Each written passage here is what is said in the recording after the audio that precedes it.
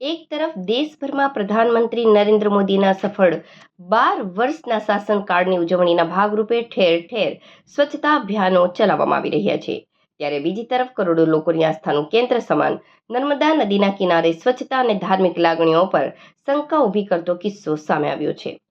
અંકલેશ્વરના બોરભાટા ગામ નજીક નર્મદા કિનારે નગરજનો અને ગ્રામજનો દ્વારા ભગવાનના ફોટા, ખંડિત મૂર્તિઓ અને લાકડા તેમજ આરસ પહાડના મંદિરો રેઢા ત્યજી દેવાતા સ્થાનિકોમાં ભારે આક્રોશ જોવા મળી રહ્યો છે. ઘરમાંથી નીકળતા ભગવાનના જૂના કે ખંડિત ફોટા, મૂર્તિઓને નર્મદા નદીમાં પધરાવીને પુણ્ય કમાઈ લીધું હોવાનો સંતોષ માનતા નાગરિકો વાસ્તવમાં જાતે જ મોટો અધર્મ કરી રહ્યા છે. શ્રદ્ધાળુઓ પવિત્ર મૂર્તિઓ અને મંદિરોને નદીના વિસર્જિત કરવાને બદલે કિનારા પર જ રસ્તા પર કે જાહેર જગ્યાઓ પર રઝળતા મૂકીને ચાલ્યા જાય છે.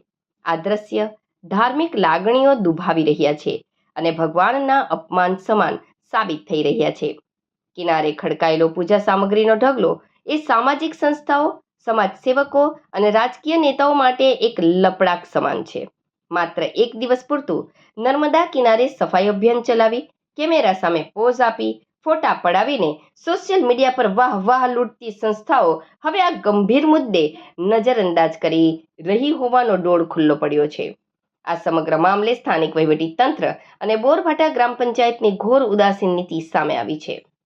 નદી કિનારે પવિત્રતા જળવાઈ રહે અને લોકો આ પ્રકારે પૂજા સામગ્રી રઝળતી ન મૂકે તે માટે કોઈ ચોક્કસ વ્યવસ્થા કે કડક નિયમો બનાવવામાં તંત્ર સદંતર નિષ્ફળ નીવડ્યું છે. સ્થાનિક સાચા શ્રદ્ધાળુઓની માંગ છે કે તંત્ર જાગે અને આવી સામગ્રીના યોગ્ય નિકાલ માટે કુંડ કે કલેક્શન સેન્ટર બનાવે, જેથી નર્મદા મૈયાની પવિત્રતા પણ જળવાય અને સનાતન ધર્મની આસ્થાને ઠેસ ન પહોંચે.